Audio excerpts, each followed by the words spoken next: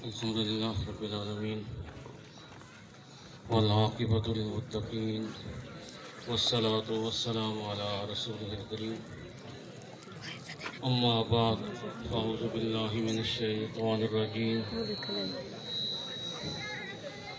بسم الله الرحمن الرحيم إن الله وملائكته يصلون على النبي يا أيها الذين آمنوا صلوا عليه وسلموا تسليما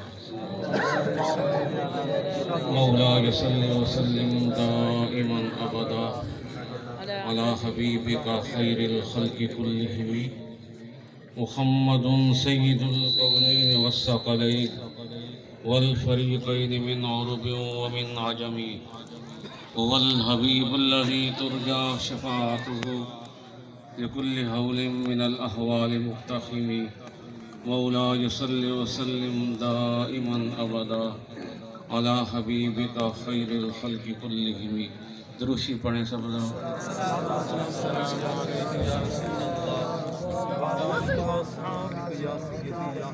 اللہ رب العزت نے قرآن کریم کے اندر مدحت مصطفیٰ بیان فرماتے ہوئے فرمایا یا ایھا الناس قد جاءکم برہان من ربکم، اے لوگو تمہارے پاس رب کی طرف سے برہان آ گئی ہے۔ رب کی طرف سے اے لوگو تمہارے درمیان تمہارے ماحول میں اللہ کی طرف سے برہان آ گئی ہے۔ برہان کے دو معنی ہو سکتے ہیں، برہان کا معنی دلیل بھی ہے اور برہان کا معنی معجزہ بھی ہے۔ جو معنی بھی لیں، دلیل لیں یا معجزہ لیں، دونوں سے مراد تمام مفسرین کا اس بات پر اتفاق ہے کہ دونوں سے مراد ذات محمد رسول اللہ ہے۔ اللہ نے فرمایا اے لوگو تمہارے درمیان میرے محمد آ گئے ہیں، تمہارے درمیان آ گئے ہیں، برہان آ گئی ہے۔ پہلا معنی لیں دلیل والا، رب نے فرمایا اے لوگو تمہارے درمیان رب کی طرف سے دلیل آ گئی۔ دلیل کسی دعوی کی ہوتی ہے، آپ سب حضرات صاحب شعور ہیں، جانتے ہیں دلیل کسی دعوی کی ہوتی ہے، پہلے دعویٰ ہوگا اس پر دلیل آئے گی۔ یہاں دعویٰ کون سا ہے؟ جس دعوی کی دلیل بنا کر ذات مصطفیٰ کو خدا نے بھیجا۔ دعویٰ کیا ہے؟ دعویٰ پہلے ہوگا۔ تو جب یہ ذہن کے اندر یہ سوال اٹھتا ہے کہ دعویٰ کیا ہے، تو پتہ چلتا ہے کہ دعویٰ جب نبی علیہ السلام نے 40 برس مکہ المکرمہ کے اندر اس گناہ بھرے معاشرے کے اندر گزارے، 40 سال کے بعد آپ نے اعلان نبوت فرمایا اور لوگوں سے فرمایا اے لوگوں مجھے اللہ نے رسول بنا کر بھیجا ہے۔ یا ایھا الناس انی رسول اللہ علیکم جمیعا، اے لوگوں میں سب کی طرف اللہ کی طرف سے رسول بن کر آیا ہوں۔ مکے والے کہنے لگے کہ آپ ہمارے درمیان پیدا ہوئے، آپ کا بچپنا ہمارے درمیان گزرا، آپ کی جوانی ہمارے درمیان گزری، ہم میں سے کسی نے نبوت کا رسالت کا دعویٰ نہیں کیا، آپ نے یہ دعویٰ کیوں کیا ہے کہ آپ رسول ہیں اللہ کے؟ جب کفار نے یہ اعتراض اٹھایا کہ آپ نے یہ دعویٰ کیوں کیا کہ آپ رسول ہیں، دلیل کیا ہے؟ خدا نے فرمایا اے محمد گھبرانا مت، اے محمد صلی اللہ علیہ وسلم یہ رسالت میں نے تجھ کو میں نے دی ہے، میں نے تجھے رسول بنا کر بھیجا ہے، دعویٰ میں نے بھیجا، اب دلیل بھی میں ہی دوں گا۔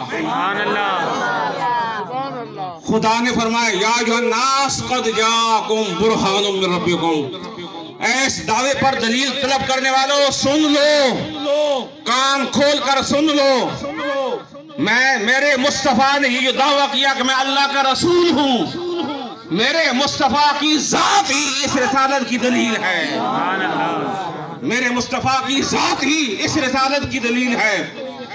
جس رسول کا بچپنا تم نے دیکھا، इस बुराई भरे माहौल के अंदर इनका बचपना बीता, बचपना गुजरा, लड़कपन का जमाना गुजरा, इनकी जवानी तुमने देखी कुफार ने, तुमने इनके सारे जमाने देखे, तुमने इनके सारे मामलात देखे, तुमने इनका उठना बैठना देखा, तुमने इनका बोलना देखा, तुमने इनका किरदार देखा, तुमने इनकी मामलात देखे। ऐ कुफार, सारे मामलात के अंदर जरा एक थोड़ा सा ऐब भी दिखा दो मुझे। नारे तकबीर, अल्लाहु अकबर, नारे रिसालत, या रसूल अल्लाह, नारे ताक़ीब, नारे हैदरी। इनकी जिंदगी तुम्हारे सामने खुली किताब है, किताब का एक एक वर्क नूर से चमक रहा है। इनकी रिसालत पर इतराज करने वालों, इनकी जिंदगी के किसी पहलू के अंदर मामूली सा ऐब भी दिखा दो। सब कुफार ने मिलकर पूरा जोर लगाया, पूरा जोर लगाया कि हम मुस्तफा की जिंदगी के अंदर थोड़ा सा ऐब भी दिखा सकें, लेकिन खुदा की कसम तो मुस्तफा की जात के अंदर एक मामूली सा ऐब भी न दिखा सके, न दिखा सके। बल्कि वो काफिर होते हुए, वो रिसालत के मुनकर होते हुए नबी अलैहिस्सलाम को सादिक कहते थे कि ये सबसे ज्यादा सच्चे हैं। कुफार आपको सादिक कहते हैं, काफिर जो आपको रसूल नहीं मानते वो आपको सादिक कह रहे हैं। कुफार आपको अमीन कहते हैं। अल्लाह फरमाया, अकल के अंधों, हर बात तुम इनकी सच्ची मानते हो, अपने इस बुराई भरे माशरे के अंदर तुम इन्हें सादिक कहते हो, सबसे ज्यादा सच्चा कहते हो। बाकी मामलात के अंदर तो इनको तुम सच्चा मानते हो। जब इन्होंने अल्लाह के रसूल होने का दावा किया, तुम भी क्यों इतराज खड़ा हो गया? क्यों इतराज हो गया है? ये बात, ये कौल भी इनका सच्चा है, इनका हर कौल सच्चा है, इनका रिसाले वाला कौल भी सच्चा है। ये अल्लाह के सच्चे रसूल हैं। अल्लाह ने फरमाया, या जो नास कद जाकुम बुरहानुम मिन रब्बिकुम, ऐ लोगों, तुम्हारे दरमियान अल्लाह की तरफ से दलील बनकर जात मुस्तफ़ा आ गई है। जात मुस्तफ़ा का वजूद अक़दस को खुद इस दावे की दलील है। कहते हैं ना, आफताब आमद दलील आफताब। सूरज जो है, सूरज पूरी आबोताब के साथ चमक रहा है, इसकी रोशनी मौजूद है।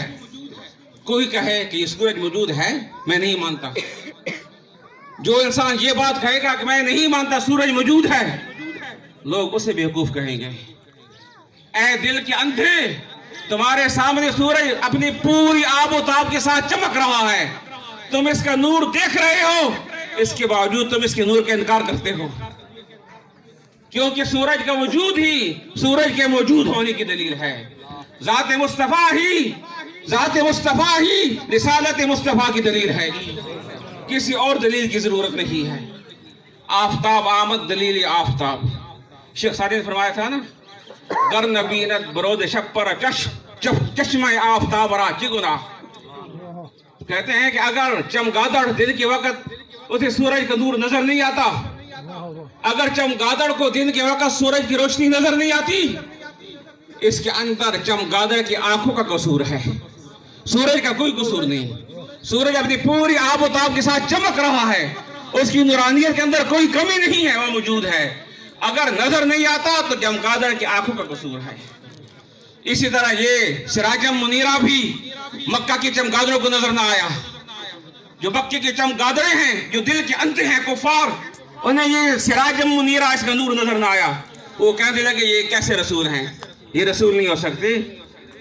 लेकिन जिनकी दिल की आंखें खुली थी, जिनके दिल की आंखें खुली थी, जब उन्होंने पहली निगाह चेहरा मुस्तफा पर डाली, पहली निगाह से चेहरा मुस्तफा देखा, खुदा की कसम उठाकर कहते हैं, वल्लाहि लक़द अरफ़्तु अन्ना वजहहु लैसा बिवजहि कज़्ज़ाब। अब्दुल्लाह बिन सलाम बहुत बड़े मशहूर सहाबी हैं, पहले यहूदी थे, तौरात के आलिम हैं। जब मुस्तफा नबी अलैहिस्सलाम मदीना पाक गए, शौरा मुस्तफा हुआ, अब्दुल्लाह बिन सलाम नबी पाक की बारगाह में हाजिर हुए। दीदार मुस्तफ़ा करने के लिए, जांचने के लिए कि ये आप रसूल हैं कि नहीं।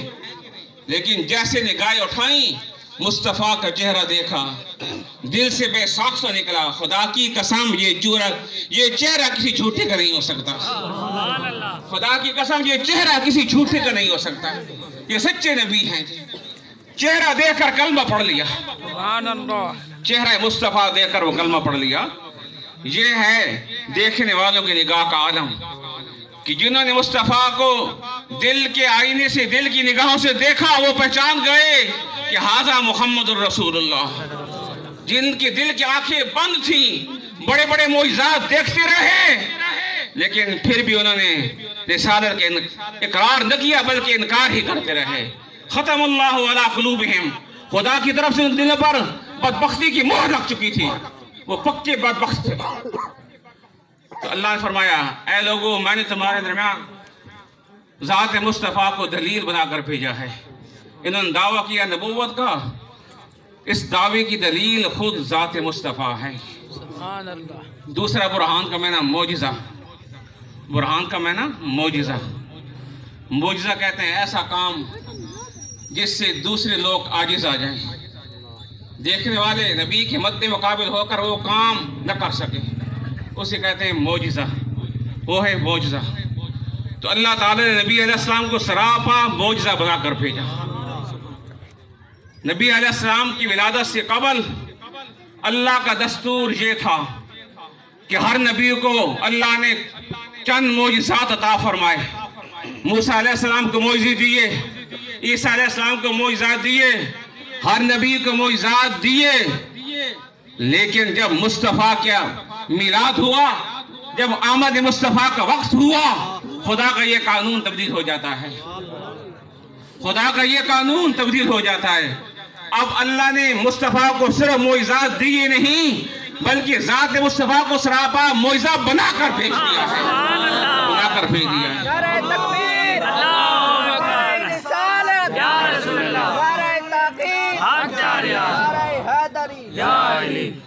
आपका चलना मौजिज़ा है, आपका बैठना मौजिज़ा है, आपका बोलना मौजिज़ा है, आपका देखना मौजिज़ा है। आपके कुर्ब के अंदर जो लोग रहे ईमान की हालत में, वो मौजिज़ा हैं। ऐसे लोग जो मुस्तफ़ा के कुर्ब के अंदर रहे, ईमान उन्होंने कबूल किया, वो लोग भी मौजिज़ा हैं। खुदा की कसम, वैसे लोग फिर क़यामत तक ना आ सके। जमात सहाबा जिन्हें दीदार मुस्तफ़ा नसीब हुआ, जिन्होंने वद्दुहा वाला चेहरा देखा, जिन्होंने वल्लैल वाली जुल्फ़ें देखी, जिन्होंने मुस्तफ़ा की वो मौजिज़ा भरी अंगुल उठती देखी कि चांद के दो टुकड़े हो गए हैं, जिन्होंने वो नबी पाक की प्याली के अंदर 5 उंगली रख दी, पानी की 5 चश्मे जारी होते देखे, खुदा की कसम वो लोग भी मौजिज़ा हैं, वो लोग भी मिसाल हैं। दुनिया का कोई गौसे आज़म, दुनिया का कोई वली किसी सहाबी के गर्दे राह तक नहीं पहुंच सकता।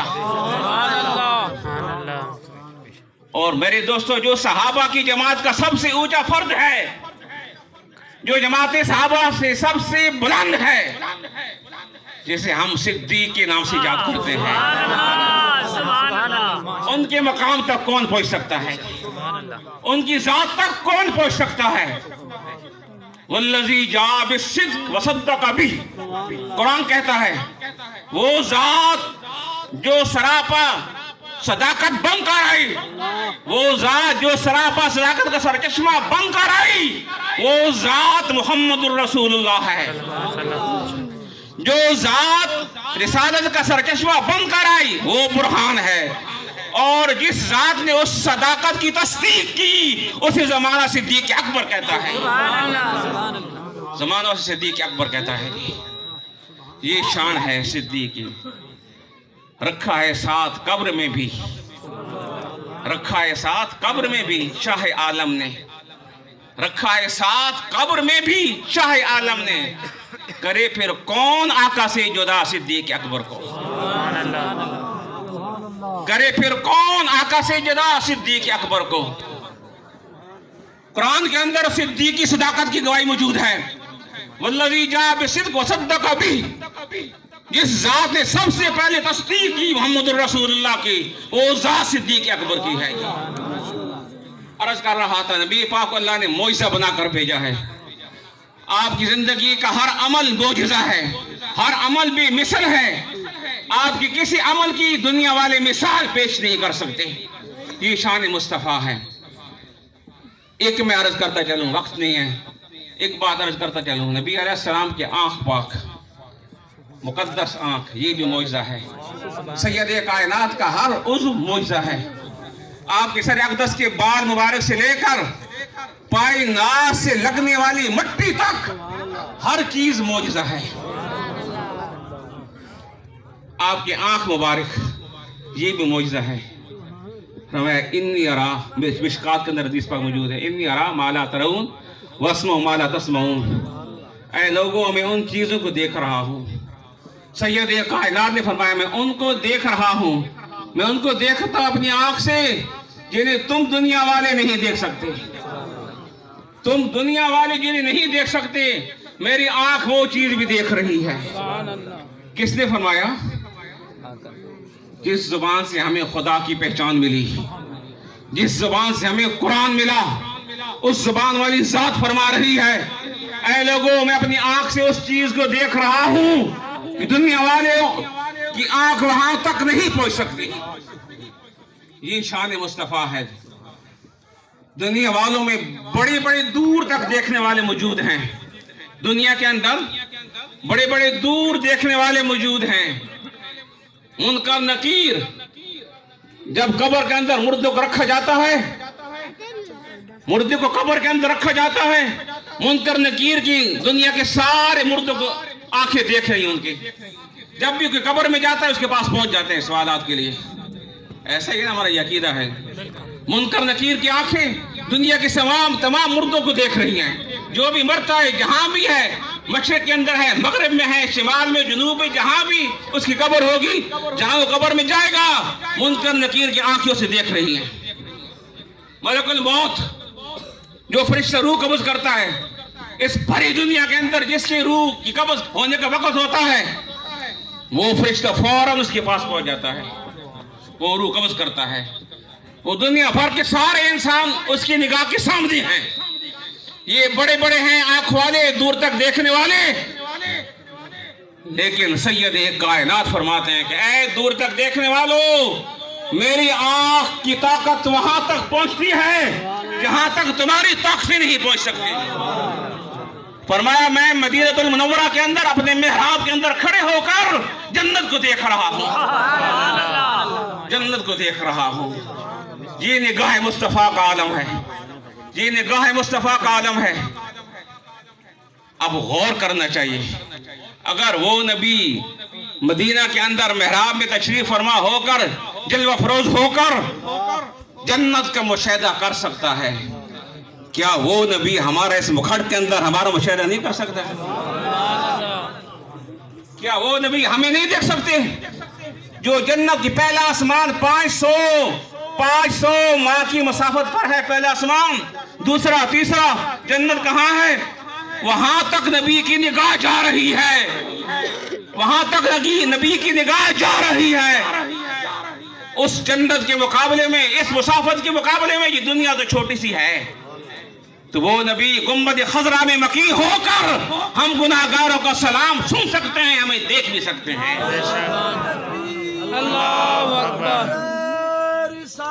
या रसूल अल्लाह मुस्तफा, मरहबा मरहबा।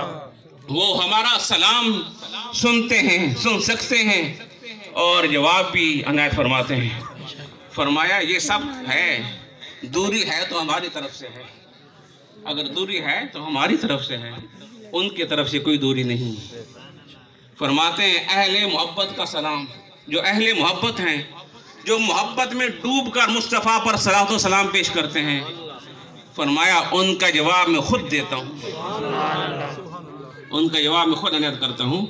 जो अहले मोहब्बत हैं, मोहब्बत में डूबकर हम मुझ पर सलाम पढ़ते हैं, उनका जवाब मैं खुद अनायत करता हूँ। यह है निगाह मुस्तफ़ा का आलम, यह है समात मुस्तफ़ा का आलम। जो लोग अपनी नादानी में ये कहते हैं کہ نبی دور سے پکارنا نبی علیہ السلام کو یا رسول اللہ کہنا، یہ عقیدہ رکھنا کہ وہ اس جگہ ہم موجود ہیں، محفل سے جا کر بیٹھے ہیں، وہ ہماری محفل دیکھ رہے ہیں، یہ عقیدہ رکھنا یہ شرک ہے۔ دور سے یا رسول اللہ کہنا یہ شرک ہے، کیونکہ وہ دور سے نہیں سنتے، وہ دور کی جگہ کو نہیں دیکھ سکتے، یہ شرک آ جائے گا، یہ خدا کے ساتھ شراکت آ جائے گی۔ حالانکہ ایسی بات نہیں، انہیں سوچنا چاہیے، انہیں غور کرنا چاہیے، انہیں اپنا کردار دیکھنا چاہیے کہ جو لوگ یہ بات کہتے ہیں یہ شرک ہے کہ دور کی بات سننا، دور کی بات کو سن لینا، دور کی چیز کو دیکھ لینا، غیب کی چیز کو معلوم کر لینا یہ شرک ہے، تو وہ لوگ آج خود اس شرک کے اندر مبتلا ہیں، وہ لوگ آج خود اس شرک کے اندر مبتلا ہیں، بڑی بھاری قیمت ادا کر کے، بڑے مہنگے مہنگے داموں پر وہ ایسے آلات خریدتے ہیں کہ وہ مکھڈ میں بیٹھ کر، ان کا دوست لاکھوں میل دور ہے، ان کا دوست امریکہ کے اندر ہے، وہ یہاں بیٹھ کر اس سے رابطہ جوڑتے ہیں موبائل کے ذریعے، اور وہ ان کا دوست امریکہ کے اندر ہے، وہ مکھڈ میں ہیں، مکھڈ میں ہوتی وہ امریکہ والی کی آواز سن رہے ہیں، مکھڈ کے اندر سن رہے ہیں نا، موبائل کے ذریعے آواز سنتے ہیں، سب سنتے ہیں، ہم بھی سنتے ہیں، آپ بھی سنتے ہیں، سب سنتے ہیں، ہزاروں میل وہ دور ہے، ہزاروں میل کی دور کی آواز ہم یہاں سن رہے ہیں، بلکہ آج تو ایسے موبائل آ گئے، ٹچ موبائل، ٹچ، ایسی ٹچنگ ہوئی کہ ہم سب کچھ بھول گئے، موبائل آ گئے جن سے تصویریں جو امریکہ کے اندر ہمارا دوست ہے اس کی شکل بھی نظر آتی ہے، جب وہ ہنستا ہے ہم اس کا ہنسنا دیکھ رہے ہیں، جب وہ ہمارے ساتھ گفتگو کرتا ہے اس کے ہونٹوں کا ہلنا ہم دیکھ رہے ہیں، جب وہ ہاتھ ہلاتا ہے اس کا ہاتھ ہلانا دیکھ رہے ہیں، جب وہ چلتا ہے اس کا چلنا دیکھ رہے ہیں، ہم یہاں مکھڈ میں ہیں، وہ امریکی کے اندر ہے، ہزاروں میل کی مسافت ہے، ہم دور کی آواز سن بھی رہے ہیں، ہم دور کی تصویر دیکھ بھی رہے ہیں، ایسا ہے کہ نہیں ہے؟ اگر ہم کریں، اگر یہ کام، اگر دور کی آواز ہم سنیں، اگر دور کی بات، غیب کی بات ہم جانیں، تو شرک لازم نہ ہے، شرک لازم نہ ہے۔ اگر یہی بات نبی کے ساتھ منسوب کر دی جائے کہ نبی غیب کی آواز سنتا ہے، نبی غیب کے انسانوں کو دیکھتا ہے، تو شرک لازم آ جاتا ہے۔ یہ کیسی بات ہے؟ فرق تو یہی ہے نا کہ ہم یہ دور کی بات، ہم دور کی آواز، دور کی تصویر مادی ترقی سے، مادی قوت سے دیکھ رہے ہیں، یہ سائنس کی ترقی ہے، یہ موبائل سائنس کی ترقی ہے، ہم دور کی آواز، ہم دور کی صورت مادی قوت سے دیکھ رہے ہیں، اور ہمارا نبی یہی غیب کی آواز، دور کی سانس، دور کی صورت اپنی روحانی ترقی سے دیکھتا ہے، اپنی روحانی قوت سے دیکھتا ہے۔ ہم دیکھتے ہیں مادی قوت سے، مصطفیٰ دیکھے روحانی قوت سے، اور روحانی قوت مادی قوت سے ہزار ہاتھ درجے بلند و افضل ہے۔ مادی قوت استعمال ہو تو کوئی اعتراض نہیں، اگر روحانی قوت سے کوئی چیز معلوم ہو جائے تو اعتراض کیوں ہو جاتا ہے؟ یہ سوچنے کی بات ہے، یہ سمجھنے کی بات ہے، اس پر غور کرنا چاہیے، اس پر سوچنا چاہیے کہ اللہ تعالیٰ نے ہمیں دکھلا دیا کہ کل تک تم میرے مصطفیٰ کے بارے جن باتوں پر اعتراض کرتے تھے، کہتے تھے یہ نہیں کر سکتے، وہ بات آج تم خود کر رہے ہو، وہ باتیں تم آج خود کر رہے ہو۔ اس موبائل کے ذریعے تم دور کی آواز بھی سن رہے ہو، دور کی تصویریں بھی دیکھ رہے ہو، تم دیکھیں تو کوئی فتویٰ نہیں، اگر تمہارا مصطفیٰ، ہمارا مصطفیٰ دیکھیں تو فتوی کیوں زیادہ آ جاتے ہیں؟ یہ سوچنے کی بات ہے۔ اللہ تعالی ہمیں ہوش عطا فرمائے اور نبی پاک کی سچی محبت عطا فرمائے، آپ کے نقش قدم پر چلنے توفیق عطا فرمائے۔ جتنے لوگ، جتنی پارٹیاں اس جلوس کے اندر جہاں سے بھی شریک ہوئی ہیں، اللہ تعالیٰ سب کا یہاں آنا اپنی بارگاہ میں قبول فرمائے۔ دیکھیں نا آج کا دن جب صبح طلوع ہوئی، سب لوگ جو آپ آئے اس مکھڈ کے اندر، حضرت مولانا صاحب دربار پر آپ حاضر ہوئے، تم سب کی نیت ایک تھی، سب کی نیت ایک تھی۔ گھر سے نکلتے وقت، صبح بیدار ہوتے وقت، جب چلنے کا ارادہ کیا، نیت ایک تھی، کیا کہ ہم ایک اللہ کے ولی کامل کی بارگاہ میں جا کر وہاں جا کر ہم نبی علیہ السلام کا ذکر خیر کریں گے یا سنیں گے؟ یہی نیت تھی نا، کوئی اور نیت تھی؟ کوئی اور نیت تھی، صرف فقط یہی نیت تھی۔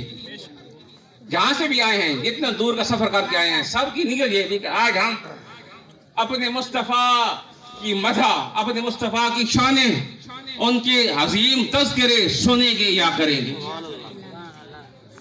اور بخاری شریف کی پہلی حدیث ہے انما الاعمال بالنیات، انما الاعمال بالنیات۔ یہ انسان کے اعمال کا دار و مدار نیت پر ہے، انسان کے اعمال کا دار و مدار نیت پر ہے۔ تو تم سب کی نیت کتنی اچھی تھی کہ ہم اس نبی کا ذکر خیر سنیں گے یا کریں گے جس کا ذکر خیر خود خالق کائنات کر رہا ہے، جس کی ودخواہ والمخرج کی قسم خدا اٹھاتا ہے۔ ہم اس نبی کا ذکر خیر سننے کے لیے کرنے کے لیے جا رہے ہیں۔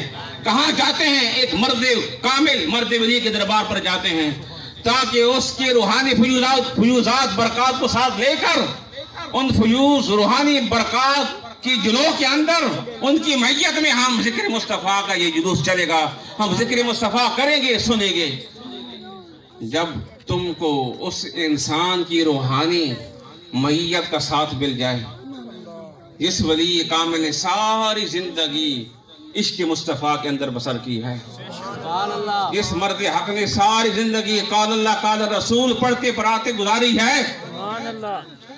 جن کا ہر عمل سنت مصطفیٰ کے مطابق ہے، جنہوں نے ساری زندگی شریعت مصطفیٰ کی تبلیغ کی، جب تمہیں ان کی روحانی فیوز و برکات حاصل ہوں گی، ان روحانی فیوز و برکات کی جلوہ کے اندر تم مدحت مصطفیٰ کرو گے، عظمت مصطفیٰ کرو گے، عظمت مصطفیٰ سنو گے، تمہارا یہ عظمت مصطفیٰ کرنے کے اندر بھی 4 چاند لگ جائیں گے، اس کے سننے کے اندر بھی 4 چاند لگ جائیں گے۔ خواجہ کتب فرید، تو آپ لوگ ایک عظیم مقصد لے کر آ جائے۔ یقیناً نبی علیہ السلام کی محبت یہی ہمارے ایمان کی کسوٹی ہے، ہماری ایمان کی پہچان ہے۔ محبت مصطفیٰ ہوگی تو انسان کے اعمال خدا کی بارگاہ میں مقبول ہوتے ہیں۔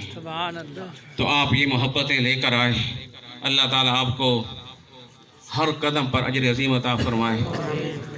آپ لوگ اپنے گھر سے چلے، جتنی خلوص، جتنے لگاؤ، جتنی محبت کے ساتھ آپ آئیں گے، آپ کے اس قدر درجات بلند ہوں گے، اس قدر آپ کے درجات بلند ہوں گے، اپنی محبت کے مطابق، اپنے خلوص کے مطابق۔ تو اللہ تعالیٰ سب کا آنا اپنی بارگاہ میں قبول فرمائے۔ ایک اور گزارش ہے سب کے بارے میں، سب کو یہ میری گزارش ہے کہ یہ جلوس کس کا ہے؟ سیاسی جلوس ہے؟ کس کا ہے؟ محمد مصطفیٰ، نبی علیہ السلام کی عظمت کا، محبت مصطفیٰ کا، ذکر مصطفیٰ کا، گلی گلی کوچی کوچی عظمت مصطفیٰ کا ڈنکا بجانے کے لیے یہ جلوس سجایا گیا تاکہ گلی گلی ذکر مصطفیٰ سے معطر ہو جائے۔ یہ ہے ذکر مصطفیٰ کا جلوس۔ اور مصطفیٰ کون ہے؟ مصطفیٰ کی بارگاہ کیسی بارگاہ ہے؟ اہل عشق کہتے ہیں ادب گاہ زیر آسماں، اہل عشق اہل محبت کہتے ہیں ادب گاہ زیر آسماں، از عرش نازک تر، نفس گم کردہ میں آیت جنیدو با یزیدی جا۔ فرماتے ہیں اس آسمان کے نیچے ایک ایسی ادب گاہ ہے، ادب کرنے کی جگہ ہے۔ اس آسمان کے نیچے ایک ایسا مقام ہے، ادب کرنے کا ایسا مقام ہے جس مقام کے اندر ہمارا تمہارا کیا شمار، کاملین وقت بھی اس مقام میں جب آتے ہیں ان کے دل کی دھڑکن رک جاتی ہے۔ اتنا عظیم مقام ہے۔ تو ہم ان کے امتی کہلائیں، ہم ان کے امتی کہلائیں، ان کے ذکر کرنے والے کہلائیں، ان کے ساتھ محبت کرنے والے کہلائیں، اور ان کی جلوس میں آئیں اور سر بھی نہ ڈھانپیں، سر بھی نہ ڈھانپیں، سر ننگے آ جائیں۔ یہ کتنی بے ادبی ہے۔ للہ خدا لا غور کرو اس بات پر۔ تم کس کی بارگاہ میں کھڑے ہو؟ یہ کوئی میری تیری بارگاہ نہیں ہے، یہ خدا کے محبوب کی بارگاہ ہے، ان کا ذکر خیر کی بارگاہ ہے۔ ایسی محفل میں آؤ، وضو بھی نہ کرو اور ننگے سر جیسے تھے ویسے آ گئے، یہ کوئی کسی سیاسی پارٹی کا جلوس نہیں، یہ کسی پارٹی کا جلوس نہیں ہے، خدا کی قسم یہ اللہ کے محبوب کی عظمت کا جلوس ہے۔ یہ خاص خیال رکھا کریں، جب بھی ایسی محفل میں حاضر ہوں سر ڈھانپ کر آئیں، باوضو ہو کر آئیں، اور زبان پر درود و سلام نظرات گجانے پیش کرتے ہوئے آئیں۔ یہ ننگی سر آ جانا یہ اس محفل کے مناسب نہیں ہے۔ آئندہ اس بات کا خاص خیال رکھا کریں، جب بھی آئیں چاہے بچے ہوں کہ بڑے ہوں اپنے سروں کو ڈھانپا کریں۔ لیکن نماز پڑھتے ہیں نا، خدا کی بارگاہ میں جاتے ہیں، کیا حکم ہے سر ڈھانپ کر جاؤ، سر ڈھانپ کر نماز پڑھو، تو پتہ چلا سر ڈھانپنا یہ مقام رکھتا ہے خدا کی بارگاہ میں۔ اس لیے اللہ کے محبوب کی بارگاہ میں جاؤ سر ڈھانپ کر جاؤ، اللہ کے محبوب کی محفل سننے کے لیے آؤ سر ڈھانپ کر آؤ، باوضو ہو کر آؤ۔ اور تیسری گزارش ہے پارٹیوں سے کہ آپ مہربانی کرتے ہیں، آتے ہیں، سب کا شکریہ میں ادا کرتا ہوں، لیکن ایک بات کا خیال رکھا کریں کہ بر وقت کم از کم 10 بجے تک آپ دربار محلہ پر پہنچ جایا کریں، تاکہ بر وقت یہ جلوس اختتام پذیر ہو سکے، کیونکہ ظہر کی نماز پڑھنی ہوتی ہے، تاکہ ظہر کی نماز بر وقت ادا ہو سکے، اس کے اندر تاخیر نہ ہو۔ یہ تب ہوگا جب سب حضرات وقت پر پہنچیں گے، اور وقت میں پہنچ کر جلوس اپنے وقت پر اپنے مقررہ مقام سے روانہ ہوگا، تب جا کر یہ آخری سٹیج پر اپنے مقررہ وقت پر پہنچے گا۔ اس بات کا خاص خیال رکھا کریں کہ ٹائم پر آئیں تاکہ ٹائم پر اس جلوس کا اختتام ہو سکے۔ اللہ تعالیٰ سب کی حاضری اپنی بارگاہ میں قبول فرمائے، نبی علیہ السلام کی سچی محبت عطا فرمائے، آپ کے نقش قدم پر چلنے توفیق عطا فرمائے، وقت موت ہم سب کو دیدار مصطفیٰ عطا فرمائے، قبر کے اندر آپ کی پہچان عطا فرمائے، اور میدان معاشر میں نبی علیہ السلام کی شفاعت عظمی نصیب ہو۔ اب مسجد میں جائیں، وہاں نماز ادا ہوگی، اس کے بعد وہاں اختتام ہوگا۔